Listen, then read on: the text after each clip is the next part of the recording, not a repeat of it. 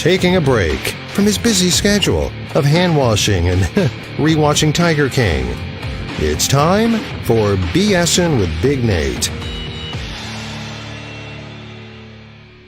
Welcome into another edition of BSing with Big Nate. Of course, life has changed for a lot of people with everything going on with the coronavirus. People have had to shift their schedules. Musicians in particular have been affected, and they've had to get creative, and I'm dealing with one such creative mind today, talking to Doug from Crashing Atlas. How you doing, Doug? Good. Thanks for having me, Big Nate. Appreciate it. So I want to talk about some things you guys have been doing. Well, I mean, you've been doing stuff online. You've been hitting that social media game for a while, because I know you guys kind of all live in separate areas, but in particular, you've been doing some interesting stuff. You just dropped the other day your cover of Jimmy Eat World's The Middle. What was that like, being in 4 different places, 4 different spaces entirely, and having to piece that all together? I mean, it's brand new to us for sure. I'm sure a lot of bands are kind of dealing with the same thing, like, you know, with this new technology and everything. And that's what it is. It's technology, and it's got its moving parts, and it fails just like anything else with moving parts.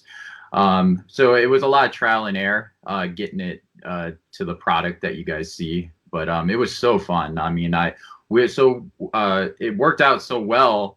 And our guy in our band, Nick, he's the bass player in Crashing Atlas. He's an amazing editor, and you know, we really appreciate all the work that he puts in on all that stuff. But basically every week now we're going to be doing the same exact thing, just rolling out content for everyone while we're sitting at home.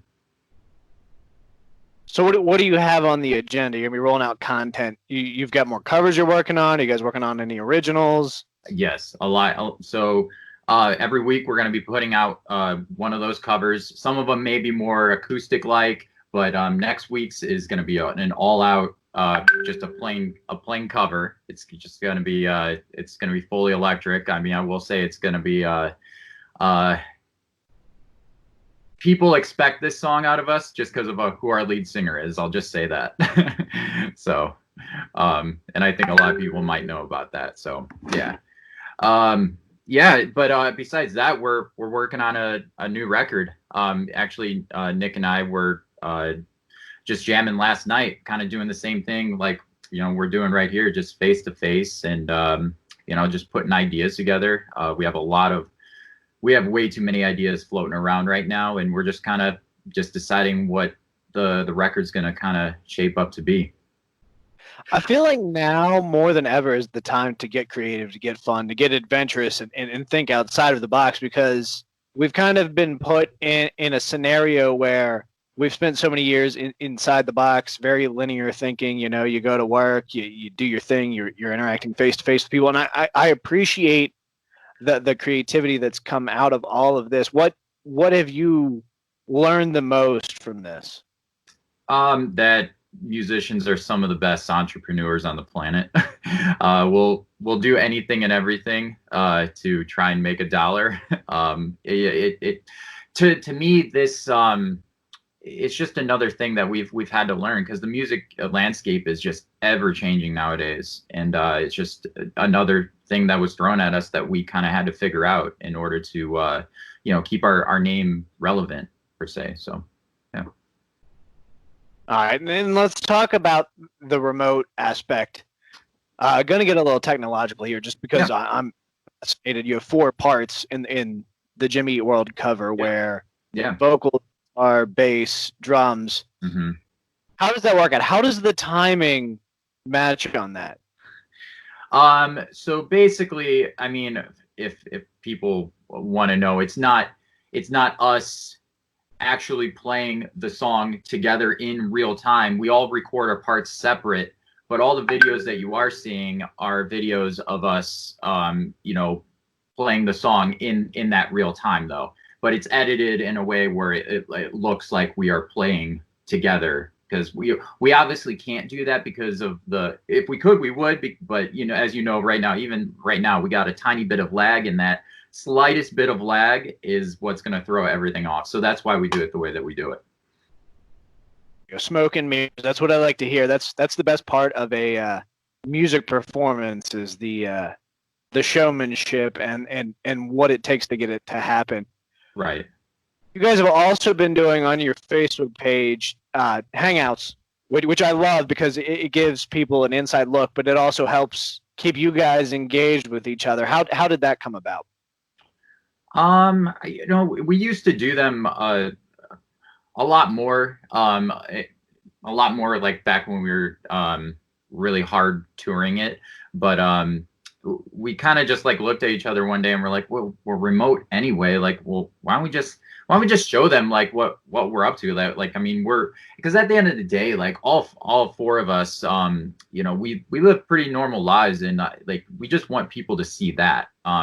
They see the music videos and all that, and they may get a certain idea about us, but in all reality, all four of us, we're just down to earth, goofy people, and we just want people to see that we're just like them. That's pretty much it. We're living the same thing that everyone else is living right now. It's just that we're living it as a rock and roll band in 2020. Speaking of videos, one of your videos of recently hit a bit of a landmark. You want to talk about that a little bit? Oh wow, yeah. Our video for Savages, which came out in 2017, late 2017. It hit 2 million views, which when I say it still boggles my mind, because I just, when we set out to do this thing, when we were just sitting in a room together, and we're like, let's make a band. We didn't have like these types of like ambitions, and like the fact that people attach themselves to that song so strongly, it means the world to us, because not every band gets that song in their catalog. So I mean, I'm happy that people just enjoyed it, and that people are still finding it and enjoying it after all this time, which is pretty cool to us. Yeah, so we're gonna go a little bit off the beaten path, off the music here, because we have, well, I mean, I can't speak 100% for you, Yeah, but I can speak for me. A lot of time to work on stuff that not necessarily is in the chain of my career or my path. So I got to ask, what have you been doing other than Crashing Atlas stuff to keep yourself sane, to keep yourself going during all of this? yeah, definitely. So I'm actually still in school. I graduate next year. I'm getting my degree in entertainment business.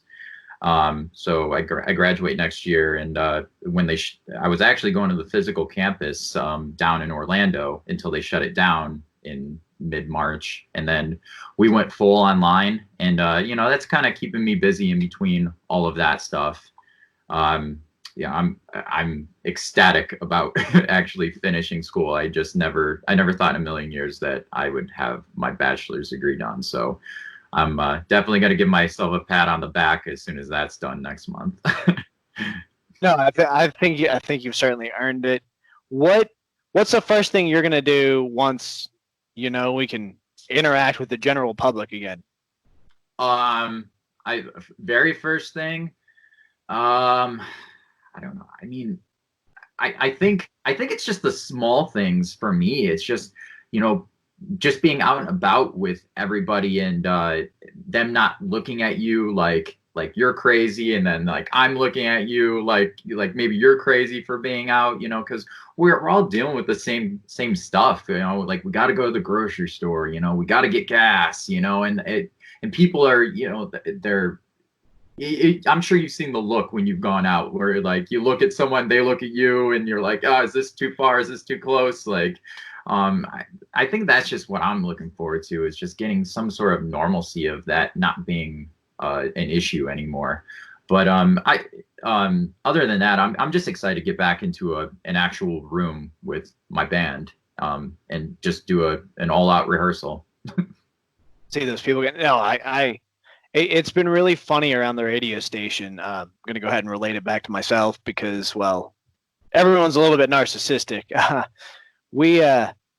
I don't think I've been face to face with my coworkers. Sure. in the longest time forever. And radio is an intriguing medium in that there's always someone around the studio. And yes, we are talking at people in a studio by ourselves solo, Right. but really weird having to adapt to this and kind of introduce new things, but also all of our meetings have been Skype, Zoom, this very non-personal medium. So I'm definitely on the same page. I'm excited to get to that interaction, that collaboration, that in-person experience. Yeah. Have you been watching anything in particular? Like I posted a quarantine movie breakdown of a list of movies. I think I got to 17, and I was like, all right, these are what I'm going to watch. I have to have them all watched by the time things are over. The problem is I finished them all really quick, so now I'm looking for new things to watch. So what have you been watching? Oh, wow. Actually, it's funny you asked that. Last night, my cousin, she called me and she was like, you've gotta watch the show. It's been on for a while, but it's called Schitt's Creek.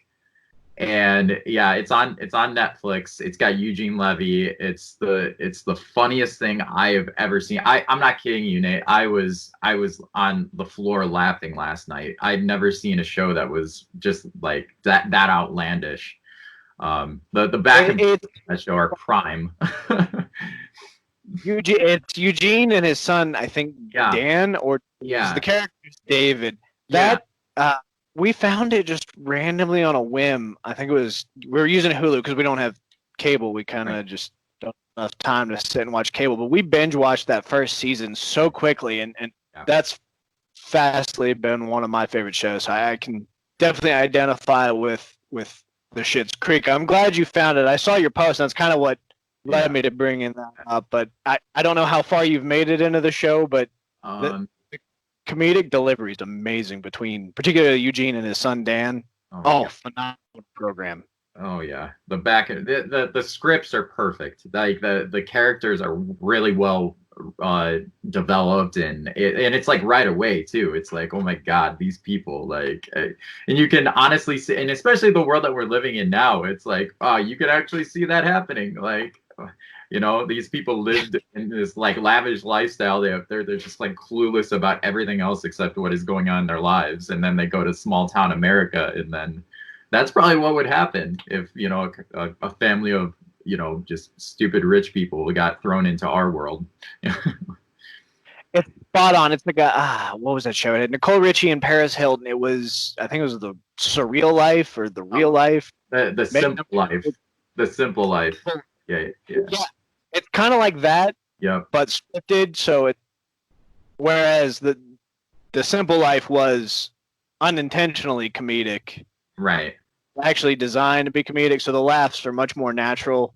And I absolutely agree with you on that one. Have you watched The Tiger King yet? That is the subject of every day with Crashing Atlas now. Like we can't go more than an hour without sending some sort of Tiger King meme to each other. Like we all love that show. Like I try to hold off on it as long as possible because seeing it all over the internet is like there's other stuff I've got on my list, but we stopped down one Sunday and I think we finished it within the runtime. I don't think we stopped much for a break, and man, it's taking the internet by storm. I don't know if it would actually be that good if we weren't all on lockdown isolated. I kind of want to revisit it years down the line because I'm wondering, but man, what a compelling story. I mean, it's almost freaky how they released it right when quarantine started happening.